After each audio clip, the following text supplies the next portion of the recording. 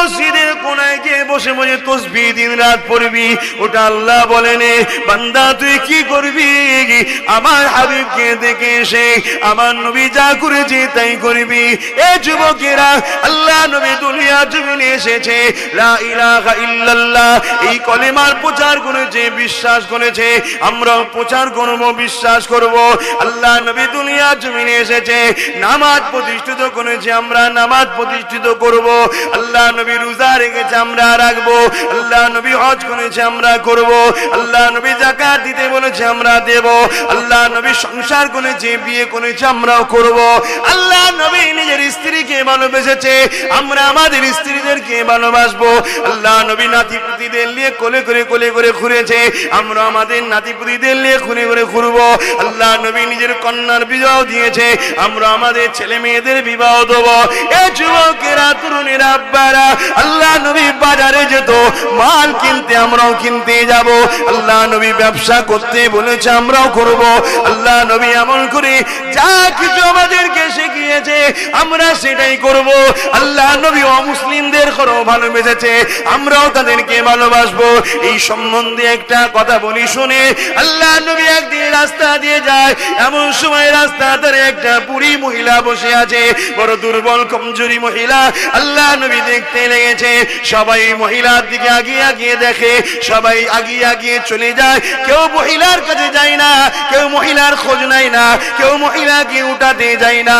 আরে রহমতের নবী, দয়ার নবী, দোনো জাহানের বাদশা নবী, নবী আমার আগিয়ে গেল, ওই মহিলার কাছে গিয়ে বলতে লাগলো। কি বলে ডাক দিয়েছিল শোনো মা। আরবিতে উম্মুন বলে কোন মহিলাকে ডাকছে? যার গলাতে তিনটে মূর্তির ছবি রয়েছে, একটা লাত, একটা উজ্জার, একটা হবর, এই তিনটে দেবতার ফটো রয়েছে। সে মুশরিক, শিরক করেছে আল্লাহর সঙ্গে। এইরকম একটা মহিলাকে আল্লাহ নবী মা বলে সম্বোধন করলে, ওই মহিলা চোখটা তুলে আমার রাসূলুল্লাহ দিকে তাকাতে লাগলো। কে রে বাবা? কি নাম তোর বাবা? কোথায় বাড়ি রে বাবা? কি সুন্দর তোকে দেখতে রে বাবা। আল্লাহ নবী নিজের পরিচয়কে গোপন করে দিয়ে বললে, মা মনে করতে পারে আমি আপনার একটা সন্তান।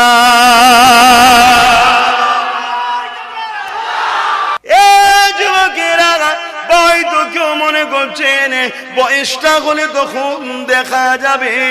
বাবারা শুনে রেখে দাও, প্রথম কথা বলি, বয়স তোমার কত বছর আছে তুমি জানো না। তোমার আমার সচরাচর এলাকায় দেখা যায় অনেক বাচ্চা ছেলে মারা যায়, অনেক যুবক মারা যায়, অনেকে অ্যাক্সিডেন্ট করে ছিন্ন বিচ্ছিন্ন হয়ে যায়, অনেকে মেন্টাল টর্চার হয়ে যায়। পাগলা গাড়িতে যে ভরে দিয়ে আসে, স্বামী পাশে থাকে না, স্ত্রী পাশে থাকে না, ছেলে পুলে পাশে থাকে না, বাপ মা পাশে থাকে না। এ যুবকেরা, তরুণেরা, আল্লাহ রাসূলের দিকে আপন কেউ নেই রে বাবা। এই দুনিয়াতে একটা লোভের জায়গা, টোপ দিয়ে যেমন মাছ ধরে, এই দুনিয়া হলো একটা টোপ, এটাকে খেয়ে ফেললে বংশী আটকে যাবে, বিপদে পড়ে যেতে হবে রে বাবা।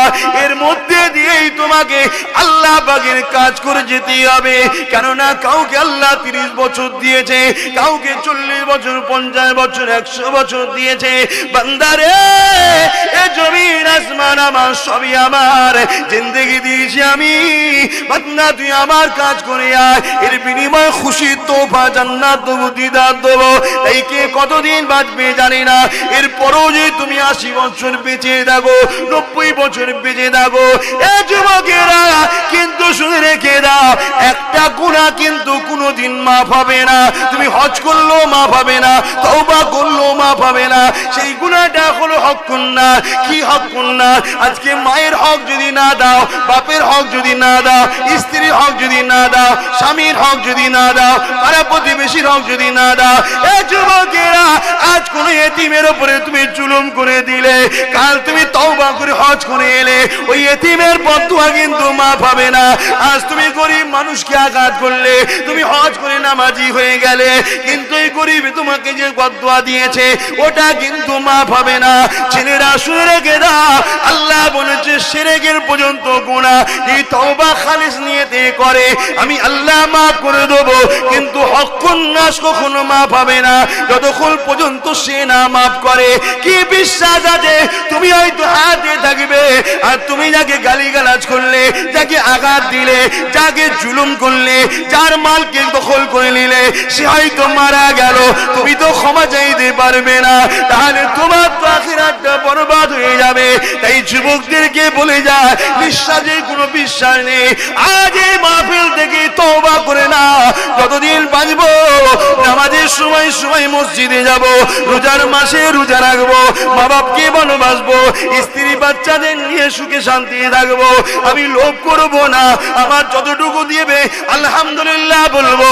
আমি হারাম ইনকাম করবো না, আমি হারাম খাবো না, এমন সোহবতে উঠা বসা করবো না যাদের সঙ্গে মিশলে আল্লাহ নারাজ হবে, নবী নারাজ হবে। আমি এমন লোকের সঙ্গে বন্ধুত্ব করবো যারা কিয়ামতের দিনে ওলিদের কাতারে থাকবে, যারা নবীর কাতারে থাকবে, আল্লাহওয়ালাদের কাতারে থাকবে। কারণ নবী আমার জানিয়ে দিলেন আল মারউ মা মান হাব্বা, দুনিয়ায় যে যাকে ভালোবাসবে কিয়ামতের দিনে সে তার সাথে আল্লাহ পাকের জান্নাতি হয়ে যাবে। বান্দা আমি আল্লাহ তোদেরকে কত সুন্দর করে বানালাম, তোদের জন্য আমি আল্লাহ বিভিন্ন রকম খাদ্য দিলাম, এক একটা খাদ্যে এক এক রকম টেস্ট গুণগান দিলাম। কোনোটাতে ভিটামিন আছে, কোনোটাতে কার্বোহাইড্রেট আছে, নানা রকম জিনিস রয়েছে, এক একটা ফলের এক একটা সুস্বাদু করেছি। এ বান্দারে এই জমিন আমার জমিন তোদেরকে ফ্রিতে দিলাম, ট্যাক্স দিতে লাগবে না। আসমান আমার, এই আসমানের নিচে তোরা থাক, ট্যাক্স দিতে লাগবে না। এই গাছপালাতে অক্সিজেন তৈরি হয়, ওটা আমি আল্লাহ তৈরি করি, তোরা ফ্রিতে ফ্রিতে টান, ট্যাক্স দিতে লাগবে না। অথচ করোনার সময় আমরা সামান্য কিছু অক্সিজেনের জন্য 20, 30, 40, 50 হাজার পর্যন্ত বিল হয়েছে। আমার আল্লাহ বলছে বান্দা সবই তোদেরকে ফিরিয়ে দিয়ে দিলাম, যদি একবার তোরা মনে করিস আমার মালিককে দেখতে চাই তাহলে জান্নাত ছাড়া দেখা হবে না।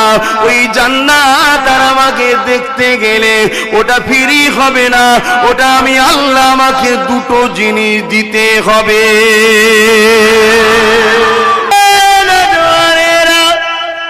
আমি বান্দা আল্লাহকে জিজ্ঞাসা করি, ও আমার আল্লাহ কি জিনিস আপনি চান? বান্দা তোর জানটা আমাকে দিয়ে দে, তোর মালটা আমাকে দিয়ে দে, এর বিনিময়ে আমি আল্লাহ পাক আমার জান্নাত আর আমার দিদারটা নিয়ে নে। এই যুবকেরা জান কে দিয়েছে? চিৎকার দিয়ে বলো। মাল ধন দৌলত কে দেয়? তাহলে আবার আল্লাহ বলছে কেন আমাকে দে? আল্লাহ তোমার জানের মুখাপেক্ষী নয় গো, আল্লাহ মালেরও মুখাপেক্ষী নয় গো।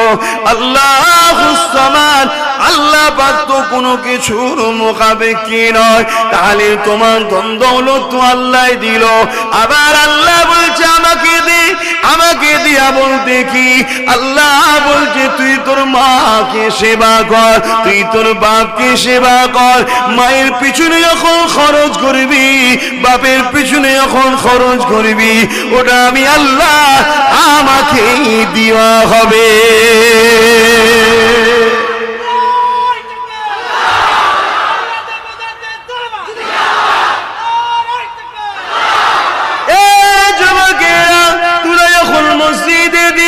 ওটা আমি আল্লাহ আমাকে দেওয়া হবে। তোরা যখন মাদ্রাসায় দিবি, ওটা আমি আল্লাহ আমাকে দেওয়া হবে। বান্দারে তোরা যদি তোদের বাচ্চাকেও পরনার কাপড়টা কিনে দিস, মনে রেখে দিবি ওটা আমারই সৃষ্টি, তোকে দিয়েছি ব্যবহার করতে, ওটা আমি আল্লাহ আমাকেই দেওয়া হবে। এ বান্দা শুধু ওটাই নয়, তুই নিজে যদি পরনার কোন সুন্দর কাপড় পরি, কিন্তু আমার রাসূলের সুন্নাত অনুযায়ী হতে হবে। ওই কাপড়টা যখন পরবি ওটা আমি আল্লাহ আমাকে দেওয়া হবে।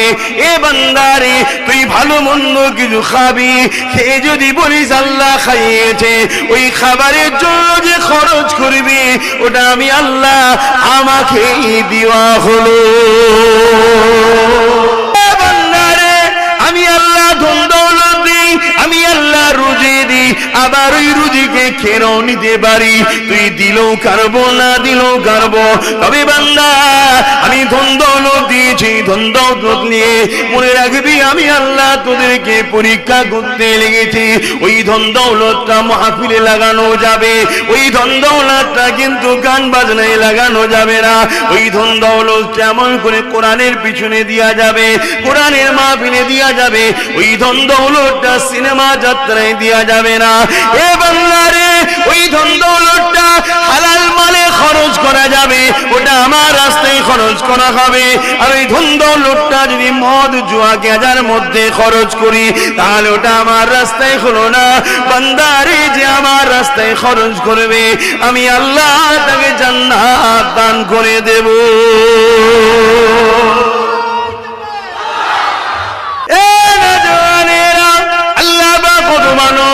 তোমাকে আমাকে সেই আল্লাহ বলেছে বান্দারে আমার জন্য জানটা দে। বান্দা যদি তুই আমার জন্য জানটা না দিস আমি আল্লাহ তোর জানকে নিয়ে নেব। যে আল্লাহকে ডাকে সেও মরবে, যে না ডাকে সেও মরবে। যে মসজিদে যায় সেও মরবে, যে না মরে সেও মরবে। যে কোরআন পড়ে সেও মারা যাবে, যে না পড়ে সেও মারা যাবে। যে আল্লাহকে মানে সেও মারা যাবে, যে না মানে তাকেও মারা যাবে। আল্লাহ কিন্তু উভয়কে খাবে, যে মানে তাকেও খাবে, যে মানে না তাকেও খাবে।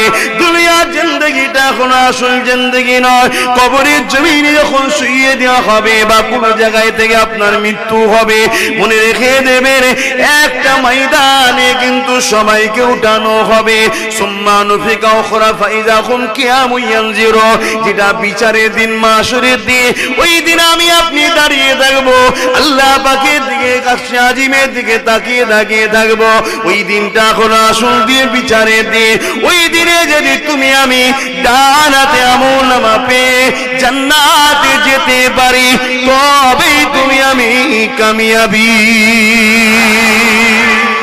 যুবকেরা যদিও মারা না যায় 30, 40, 50, 100 বছর তো জিন্দেগি, তারপরে একদিন ফিরে যেতে হবে। কিন্তু ওই পরকালের জমিনটাতে কে কত বড় রাজা, কে কত বড় মহারাজা, কে কত বড় পীর দাবিদার, কে কত বড় মুফতি আলেম ইমাম দাবিদার, কে কি করেছে আল্লাহ দেখবে না। আল্লাহ দেখবে বান্দারে মাতা কুমুর রাসূল ফাখুযুহু ওয়া মা নাহাকুম আনহু ফান্তাহু। এই দুনিয়া বান্দা বান্দিরে আমার নবীর আদেশকে মানতে বলেছিলা, মেনেছিস কি বল? আমার নবীর নিষেধকে ছাড়তে বলেছিলা, ছেড়েছিস কি বল? যারা আমার নবীর আদেশকে মেনে নেবে, আমার নবীর নিষেধকে ছেড়ে দেবে। এ যুবকেরা দুনিয়ায় তাকে মেতর বলতে পারে, দুনিয়ায় তাকে মুচি বলতে পারে, দুনিয়ায় তাকে ভ্যান চালাও বলতে পারে, দুনিয়ায় তাকে লেবার মুটে বলতে পারে, কিন্তু এই কিয়ামতের দিনে ফেরেশতারা সবাই গুণগান করবে, এই দেখো জান্নাতি জান্নাতি। আরো জোরে বলুন সুবহান। বাপেরা নওজওয়ানেরা যখন ওই জায়গাতে নিয়ে যেতে লেগেছে, আম্মা জান হযরতে হাজেরা কেমন মেয়ে ছিল আপনারা সবাই জানেন। জীবনে কোনোদিন বাপ ছাড়া আম্মা হাজেরাকে কেউ দেখেনি।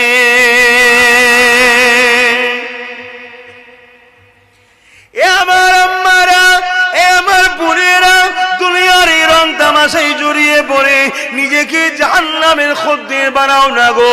কেননা আল্লাহ নবী যখন মেরাজে গিয়েছিলেন, নবী আবার বলেছেন জাহান্নামে নারীদের সংখ্যা বেশি হবে। কয়েকটা কারণ, তার মধ্যে নারীরা বেপরদা হওয়ার জন্যে, নারীরা স্বামীর অবাধ্য হওয়ার জন্যে। এ আমার আম্মা বোনেরা বেজার আমার উপরে হবেন না। এই দুনিয়া আপনাকে লোভ দিয়ে, লালসা দিয়ে, টোপ দিয়ে আপনাকে জাহান্নামী বানাবার চেষ্টা করছে। কেননা দুনিয়া জুড়ে দুটো দল চলতে লেগেছে, একটা হলো রহমানের দিকে আর একটা হলো ইবলিসের দিকে। ইতিহাস খুলে দেখেলা, মুসা আলাইহিস সালাম রহমানের দিকে, ফিরাউন ইবলিসের দিকে, ইব্রাহিম নবী আল্লাহর দিকে, নমরুদ এমন করে ইবলিসের দিকে, আবু জেহেল ইবলিসের দিকে, আমার রাসূলুল্লাহ আল্লাহর দিকে। এই ভারতের জমিনে হযরতে মুজাদ্দিদ আল-পেসানি আল্লাহর দিকে, হতভাগা আকবর ইবলিসের দিকে। এটা যুগ যুগ ধরে চলে আসছে। মা বোনেরা, বাবায়েরা, তাই সতর্ক হয়ে যায়। এই দুনিয়া চাইবে আমাদের নারীগুলোকে বেপর্দা করে দিবার জন্যে, এই দুনিয়া চাইবে আমাদের মা বোনগুলোকে বাইরে বাইরে বার করার জন্যে, এই দুনিয়া চাইবে আমাদের মা বোনগুলোকে বিভিন্ন কমিটি সমিতি তৈরি করে বিভিন্ন লোন টোন দিয়ে তার মাধ্যম দিয়ে আমাদের বাড়িতে হারাম ঢুকিয়ে দেয়া। কেননা দুনিয়ার আবু জেহেলের লোকেরা, ইবলিসের লোকেরা এমন করে তারা জানে এ দুনিয়ার মানুষরা মুসলমান ইমানদার যখন আল্লাহর কাছে হাত তোলে, আসমান থেকে তখন ওই কম মুসলমানকে সাহায্য করার জন্য ফারিস্তা আল্লাহ পাঠিয়ে দেয়। আমার আম্মারা, তাই আপনাদেরকে বলে দিয়ে যায়, আম্মা জান হাজিরা গিয়ে দেখে শিক্ষা আনবো। আজ থেকে 4000 বছর আগের একটা মেয়ের কথা আমি আব্বাস সিদ্দিকীকেও বলতে হচ্ছে, কেননা ওই মেয়েটা দুনিয়ার অন্য কোনো মেয়ের মতো নয়। ওই মেয়েটা আল্লাহকে রাজি করেছে, আল্লাহকে যারা রাজি করে দেয় দুনিয়া তার আল্লাহ করে দেয়। তাই আমাকে আম্মার গুণ গাইতে হচ্ছে। কিভাবে রাজি করেছিল একটু বলি শোনে। ছোট্টবেলা থেকে বাপ ছাড়া কোনোদিন পর পুরুষ তাকে দেখে না। যখন যৌবনে পা দিয়েছে ওই সময় দেশের রাজা ছিল বড় জালিম, এমন করে সতীদা নারীদের নষ্ট করে দিত। এই সময় দেখা যায় আম্মা জানের খবরটা একজন মহিলা গোপনে গোপনে রাজাকে দিয়ে দেয়, তার বিনিময়ে অনেক পয়সা নিয়ে নেয়। রাজার লোভ সামলাতে পারে না, সৈন্য পাঠিয়ে দেয়, যাও হাজিরাকে তুলে নিয়ে আসো। আরে আমার আম্মাকে এত সুন্দর দেখতে ছিল, ওই সময় পৃথিবীতে আম্মা হাজিরার মতো অত সুন্দরী নারী কেউ ছিল না। সর্বদিক দিয়ে সুন্দরী, আল্লাহর প্রেমিক ছিল সেই দিকেও সুন্দরী, আল্লাহর পবিত্র নারী ছিল সেই দিকেও সুন্দরী, রূপে গুণে সব দিক দিয়ে সুন্দরী ছিল। এই সময় যখন সৈন্য পাঠিয়ে দেয় আম্মা জান জানতে পেরে যায়, আম্মা জান ঘরটা ছেড়ে দিয়ে জঙ্গলে চলে যায়। জঙ্গলে যখন একা মা প্রবেশ করতে লেগেছে, সবে এমন করে যৌবনে পা দিয়েছে, সবে হালকা বয়স নারী একা একা জঙ্গলে যেতে লেগেছে। ওই সময় আল্লাহকে বলতে লেগেছে, ও আমার আল্লাহ, তোমার ভয়েতে আমি হাজিরা জীবনে কোনোদিন পর পুরুষকে দেখা দিই না, আমাকে কেউ দেখে না, আমিও কাউকে দেখিনি বাপ ছাড়া। তাই আজকে এই ইজ্জত বাঁচাবার জন্য আমি জঙ্গলে ঢুকতে লেগেছি, আমার জান তুমি দিয়েছো, হেফাজত করো। আম্মা হাজিরা দেখতে লেগেছে গভীর জঙ্গলে যখন ঢুকে যায়, কাতারে কাতারে সারিতে সারিতে জঙ্গলে হিংস্র বাঘগুলো যেমন তোমরা আজকে ভাইকে ভালোবেসে স্লোগান দিয়ে আনলে, ওইভাবে জঙ্গলের বাঘগুলো আম্মার জন্য ইস্তেকবালে দাঁড়িয়ে রয়েছে। আবেরা নজওয়ানের আওয়াজ এই জন্য দিয়া হয় পরিবর্তন হবার জন্য গো, তোমার কিসমতে যেটা যে সেটা পাবে। ধৈর্য ধরো, সবর করো, তবে তোমার চলার রাস্তাটা আল্লাহর দিকে আছে না ইবলিসের দিকে আছে। ভাবো, যদি আল্লাহর দিকে থাকে চিন্তা নাই, ইবলিসের দিকে থাকে যদি চিন্তা আছে। দুনিয়া আখিরাত একই জিনিস রে বাবা, এই দুনিয়াদারির মধ্যে দিয়ে আখিরাত পাওয়া যাবে। এই যুবকেরা অনেকে মনে করে সংসারটা আমার ব্যাপার, কোন জিনিস আমার বলে কিছু নাই, সবটা আল্লাহর জন্য। ব্যবসাটা আমার ব্যাপার, আমার বলে কিছু নেই, সবটা আল্লাহর জন্য। এই যুবকেরা আম্মা হাজিরাকে তুলে নিয়ে এসেছে অনেক বড় কথা। জালিম রাজা রাজ দরবারের কাজ মিটিয়ে দিয়ে রাত্রিতে যে ঘরে আম্মাকে রেখেছে ওই ঘরে সে ঢুকতে যেতে লেগেছে নিজের নোংরা মনের খায়েশ মিটাবার জন্য। এই যুবকেরা, আমার আম্মা বোনেরা, তুই পবিত্র হতে পারো, নিজেকে ঢেকে রাখতে পারো, নিজের স্বামী ছাড়া অন্য কারো সম্পদ তুমি নয়, আল্লাহ এটাই চাই যদি মনে করে রাখতে পারো, হালাল যদি খাও, রুকু সিজদা দাও, কোরআন পড়ো। মা শুনে রেখে দাও, পৃথিবীর যখন জুলুম অত্যাচার হবে তোমাকে কিন্তু আমার আল্লাহ বাঁচিয়ে দেবে। মা দুনিয়া থেকে শিক্ষা নেন। এই মায়ানমারের চোখের সামনে কিছুদিন আগে হয়ে গেল, স্বামীর সামনে স্ত্রীর ইজ্জত নিল, বাপের নামে মেয়ের ইজ্জত নিল, ভাইয়ের সামনে বোনের ইজ্জত নিল। এত চোখের পানি ফেলে কেঁদেছে, তথাপিও দোয়া কবুল হয় না। কারণ ইচ্ছা করে বা অইচ্ছাকৃত হয়ে হারাম ঢুকে যাচ্ছে, বা ইচ্ছা করে অইচ্ছাকৃত ইসলামের দুশমনদেরকে সাপোর্ট করা হয়ে যাচ্ছে। এই জন্য বলে দিই, নিজের লাইফ স্টাইলটা চেঞ্জ করো, নবীর জীবনী পড়ো। নিজের নিঃশ্বাস থেকে নিয়ে তুমি মরণ পর্যন্ত নবী নবী নবী নবী করো। নবী যেভাবে চলেছে চলো, নবী যেভাবে খেয়েছে খাও, নবী যেভাবে ঘুমিয়েছে ঘুমাও, নবী যেভাবে পরিচালনা করেছে সমাজ পরিচালনা করো, নবী যেভাবে রাষ্ট্র পরিচালনা করেছে করো, নবী যেভাবে রাজনীতি করেছে করো, নবী যেভাবে নামাজ পড়েছে পড়ো, নবী যেভাবে ছেলেপুলেদের মানুষ করেছে করো, নবী যেভাবে নারীর বিয়ে দিয়েছে বিয়ে দাও, নবী যেভাবে মা বাবার সম্মান করতে বলেছে করো। এক কথাই তোমার আমার জিন্দেগি নবী নবী নবী নবী যদি থাকে, তোমার বিপদে কেউ না তোমার সাথী, তোমার মালিক আল্লাহ দেখছে। তিনি কমজোর হয়ে যায়নি গো। এই তো কয়েকদিন আগে তুফান একটু হালকা পানি দিল, কোটি কোটি টাকার মানুষের লস হলো।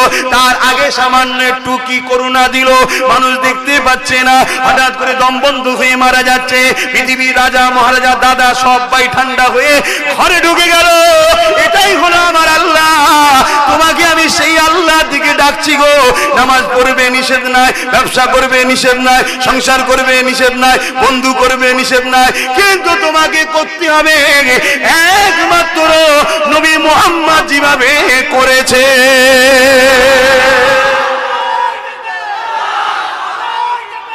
এই যুবকের আম্মা হাজেরার কথাটা বলে দিই, কারণ আর সময়টা অন্যদিকে চলে যাচ্ছে।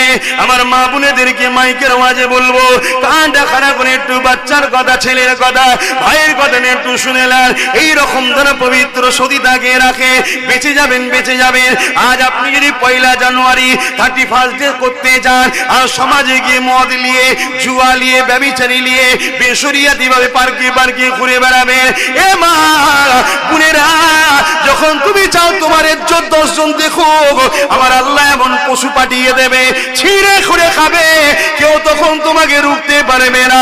আর তুমি যদি মনে করো না আমি পবিত্র হয়ে থাকবো, কারণ একটা নারীর কাছে সব থেকে দামি মূল্য হলো পৃথিবীর সম্পদের থেকে মূল্য তার সতীত্বটা, তার ইজ্জত আবরুকে তার স্বামী ছাড়া অন্য কারণ নয়। মা, এই দামি জিনিস যদি তুমি রক্ষা করতে চাও, বোন যদি দামি জিনিস রক্ষা করতে চাও, তাহলে আম্মা হাজেরা যেমন আল্লাহ সাহায্য করেছিল তোমাকেও সাহায্য করবে। আজ অনেককে সাহায্য করেছে আল্লাহ, তার প্রমাণ আছে। এই আম্মা হাজেরা, এই সময় দেখা যায় যখন এই জালিমরা ঘরে ঢুকতে লেগেছে, আমার আল্লাহ আমার আম্মা হাজেরা আসমানের দিকে, ঝড়ের ভেতরে আসমানে দিয়ে মুখটা তুলে বলতে লাগলেন, আল্লাহ, হাজেরা যতদিন চেয়েছিল চেষ্টা, কোনদিন তিনি নিজেকে তোমার রাস্তার বিরুদ্ধে চালাই না, সর্বসময় ইজ্জতকে বাঁচাবার চেষ্টা করেছি, কিন্তু একজন মেয়ে হয়ে আজকে এই রাজার কাছে আমি অসহায় হয়ে গেছি। এখানে চেষ্টা করলেও আমার করার কিছু নাই, কারণ আমি এর কাছে কমজোরি, দুর্বল। কিন্তু আমার আল্লাহ, তুমি কিন্তু দুর্বল নয়। পৃথিবীর কেউ আমাকে দেখতে না পাক, এই ঘরের মধ্যে তুমি কিন্তু আমায় দেখতে পাও। ওগো আমার আল্লাহ, এই ইজ্জত আমি পবিত্র করে রেখেছি তোমাকে খুশি করার জন্য, তোমার ভয়েতে রেখেছি। আজ নিরুপায় অসহায়ের উপরে তুমি সাহায্য করে দাও। কথাটা শেষ হতে না হতে পাকা জমিনের উপরে, পাকা শানের উপরে আমার আল্লাহ ওই জালিম রাজাকে 1 হাঁটু পর্যন্ত পুঁতে দেয়।